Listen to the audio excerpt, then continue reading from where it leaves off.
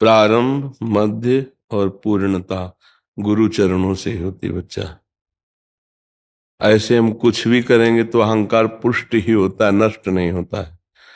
जैसे आप उपवास करेंगे तो आप बोलेंगे मैं इतने वर्ष से फलाहार हूं, मैं इतने वर्ष से मौन हूं, मैं इतने वर्ष से गंगा जल पे हूं, मैं वो अहंकार पुष्ट हो रहा है। साधनाएं बढ़िया हो रही पर अहंकार पुष्ट हो, पूर्ण मूढ़ता का नाश नहीं होगा। कर्ता हमिति मन्यते तो मूढ़ता है, अहंकार विमूढ़ात्मा कर्ता हमिति मन्यते, ये गुरु प्रसाद से नष्ट होता है। गुरु चरणों का आश्रय लेकर उनकी आज्ञा के अनुसार साधना का प्रारंभ, साधना का मध्य और साधना की पूर्णता, तो गुरु की कृपा से ही ज्ञान का प्रादुर्भाव होता है। अज्ञान तिमिरांधस्य ज्ञानांजन शलाकया चक्षुरुन्मीलितम् येन तस्मै श्री गुरुवे नमः। जो हमारे अंदर ज्ञान चक्षु को प्रकाशित कर देते हैं, अज्ञान तिमिर अंधकार का नाश कर देते हैं, वो गुरुदेव भगवान के वचन हैं। नहीं, जिससे सूर्य उदय होते ही अंधकार नष्ट हो जाता है, ऐसे गुरु के वचनों पर दृढ़ विश्वास होने से अज्ञान नष्ट हो जाता है। बंदो गुरुपद कंज कृपा सिंधु नर रूप हरि, महामोह तम पुंज जासु बचन रविकर निकर। महामोह रूपी अज्ञान अंधकार का नाश करने के लिए गुरुदेव के वचन सूर्य के समान है, वो साक्षात नर रूप में हरि है। तो जब तक गुरुदेव का बच्चा वर्ण नहीं करोगे, देखो भगवान ने भी कहा ज्ञान प्राप्ति के लिए प्रणिपातेन सब प्रश्नया, गुरुदेव के संतों के सामने जाए, साष्टांग दंडवत करे। उनकी स्वयं भगवान ने गीता का उपदेश कब किया जानते हो अर्जुन जी को? जब उन्होंने कहा शिष्यस्ते हम साधिमाम त्वाम प्रपन्नम, मैं आपका शिष्य भी हूं और आपका शरणागत भी हूं।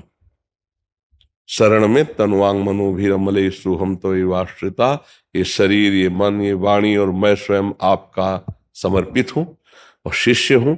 तब गीता जी प्रारंभ हुई।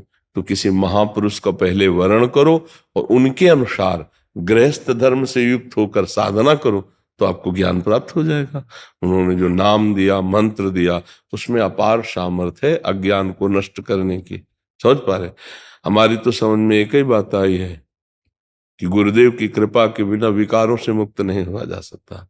गुरुदेव की कृपा के बिना अहंकार नष्ट नहीं होता। गुरुदेव की कृपा के बिना भगवत साक्षात्कार नहीं होता। पक्का। खूब साधना के भी विषय में और साध्य के भी विषय में और कृपा के भी विषय में, तीनों बातों को जान करके बोल रहे हैं। केवल कोरी भावुकता में नहीं बोल रहे हैं, हाँ अच्छे से जानकर बोल रहे हैं।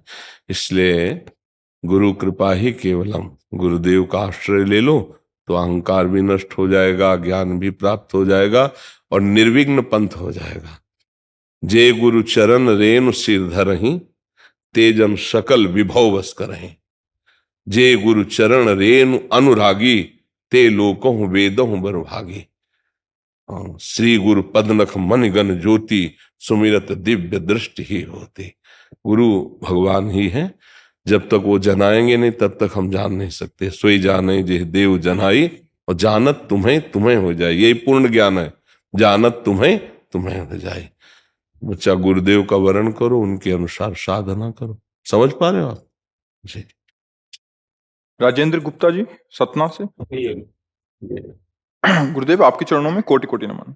गुरुदेव मेरा मन अंतर्मुख कैसे हो, अंतर्मुखता बनी रहे, इसके लिए मैं क्या करूं? महाराज, नाम का चिंतन, जो गुरु प्रदत्त आपको नाम मिला है उसका चिंतन करो। अंदर चिंतन होता है। देखो खुली दृष्टि है, अब हम नाम लिख रहे हैं, मनो राधा, राधा हमारे सामने लिख गया नाम, उसे हम देख रहे हैं, उसे हम अंदर से सुन रहे हैं। अब ये वृत्ति अंतर्मुख होती चली है, क्योंकि बाहर तो लिखा नहीं ना, तो अंतर्मुख में हमने लिखा, अंतर्मुख में हमने सुना, अंतर्मुख में हमने बोला। अब ये धीरे धीरे समाहित होता चला जाएगा। अब वो हमारे एक दिन हृदय में लिखा दिखाई देगा, स्फुरित दिखाई देगा और पूर्ण अंतर्मुखता ले आएगा। पर इसका अभ्यास कठिन है। ध्यान पूर्वक निरंतर नाम जपने का अभ्यास ही समाधि को प्राप्त करवा देता है। सात दीर्घ काल निरंतर सत्कार सेवितो दृढ़ भूमि, राधा राधा राधा, या जो नाम गुरुदेव ने दिया हो, नारायण हरि राम कृष्ण सब उन्हीं के नाम है। समझ पा रहे? नाम की एकाग्रता ही अंतर्मुखता में पहुंचाएगी, क्योंकि बहिर्मुख पुरुष अंतर्मुखता को क्या जाने। तो नाम आपको ले जाएगा अंतर्मुखता में, और जो भी भाव है, निराकार साकार प्रेम जो भी, वो सब जागृत हो जाएगा। बिना विचार किए खूब गुरु प्रदत्त नाम को जपो, फिर अपने आप सब समझ में आ जाएगा। वही आपको अंतर्मुख ले जाएगा। जो इंद्रियां हैं, मन है, जो बाहर विषयों में विचरण करते हैं, वही प्रभु के नाम रूप लीला धाम में विचरण करने लगेंगे अंतर्मुक्ता होने पर। तो नाम जप करो, भोजन सात्विक करो, और आराम मुद्रा में बैठने का अभ्यास करो, क्योंकि वृद्ध शरीर है ना। बैठ नहीं पाता सर। हाँ, सोफा में, डॉक्टर, हाँ सोफा में तो डॉक्टर। आराम मुद्रा का मतलब यही होता है। नहीं, हम कहते हैं कि आप सिद्धासन पे बैठो, पद्मासन पर, शरीर को देख के कह रहा हूं आराम मुद्रा, जैसे ऐसे भी बैठ सकते हो। अब शांत बैठ जाओ। अब नाम का ऐसे ध्यान कर रहे हैं, बस उसी में डूब रहे हैं। शरीर कैसी भी स्थिति में हो, नाम चल रहा है तो सब काम बन जाएगा। मन बार बार शरीर में ले जाता है, और हाँ, अभ्यास रोग है। अब तुम्हारा कोई बड़ा रोग थोड़ी है, नहीं, बड़ा रोग तो नहीं है तुम्हारा। अभ्यास योग युक्त न चेतसा नान्यगामिना, हम शरीर थोड़ी है। इसने पाप किया है पूर्व में, तो उसका भोग भोग रहा है। गाड़ी की जरूरत है मंजिल तक पहुंच जाना, मंजिल में पहुंच गए, आग लग जाए, क्या फर्क पड़ता है। अब आपने मंजिलें नहीं की तो आपको परेशानी आ रही। शरीर वृद्ध है, रोग से ग्रसित है, तो चित्तवृत्ति बहिर्मुख होकर देह भाव में ही लगेगी। इसीलिए कहा जाता है कि अभ्यास करो। जैसे लोग कहते हैं नौजवानों को ना, ये भजन करने की अवस्था है क्या? उनसे पूछे तुम्हारी अवस्था कितनी, तुमने किया भजन क्या? भजन की अवस्था क्या होती है? कोई अवस्था है भजन करने की? हमें बताओ, बाल्यावस्था से लेकर मरने तक का भजन की अवस्था है, हमें बताओ। बाल्यावस्था खेलने कूदने में चली गई, कुछ सोने में चली गई, जवानी भोगने में, धन कमाने में, नाना प्रकार की वासनाओं में चली गई, बुढ़ापा की हालत ही खराब हो जाती, मृत्यु आ गई। कब भजन के लिए समय कब है? ये जो मूर्खतावश लोग कहते हैं, अरे जवान जवान लोगों को भजन में लगा दिया, वे भजन की अवस्था है। तो उनसे पूछे, जो कह रहे हैं, तो उनसे पूछे तुम भजन करते हो? तुम्हारी क्या अवस्था है? हर चीज भोग लिए, तुम भजन कर रहे हो? तो उसी में फंसे। पर अगर भजन करते होते तो भजन का महत्व होता, और भजन करने वाले को कहते धन्य है। हमने जहां चूक की वहां तुमने सुधार की, नई अवस्था से अच्छे मार्ग के पति को प्रणाम है तुम्हें। हाँ चलो, बहुत बड़े भाग्य हैं, लेकिन ऐसे नहीं मिलते। तो भजन की कब अवस्था होगी, हमें कोई निर्णय करके बता दे।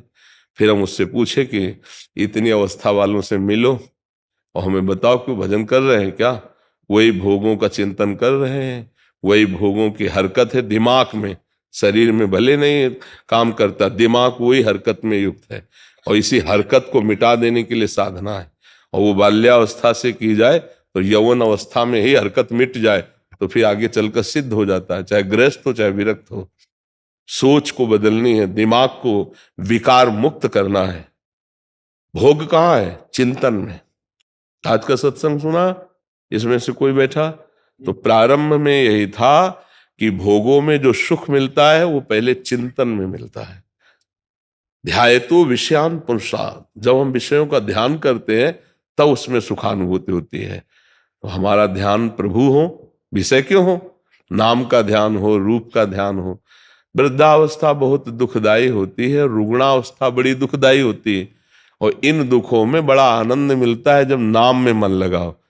मतलब आराम से पड़ा है, शरीर कष्टप्रद है, लेकिन चल राधा राधा राधा, अब कितना आनंद है। न कोई बोलने वाला, न कोई बतराने वाला, तो हम प्रभु का चिंतन कर रहे हैं। और अगर प्रभु से मन नहीं जुड़ा तब फिर बड़ी परेशानी होगी कि यार कोई तो बैठे पास में, अकेले पड़े रहते हैं, कोई बात करने वाला नहीं है। और अगर नाम जप करते हो तो लगेगा कोई बात करने वाला नहीं होना चाहिए, क्योंकि मेरा निरंतर नाम चले। इसीलिए कहते होश में हो जाओ, नहीं अगला कदम मृत्यु है किसी का भी। क्या पता कब हमारी मृत्यु है, फिर खाली हाथ जाओगे यहां से। आज के सत्संग में बताया नहीं, जितना आपके पास है वो आपका सब छूटने वाला है। अगर आपके पास है कुछ ले जाने लायक तो है नाम। परम धन राधा नाम आधार। राधा राधा राधा, गंदे आचरण मत करो, अच्छे आचरण करो और नाम जप करो। तो धीरे धीरे धीरे धीरे परिपक्व अवस्था आने लगती है।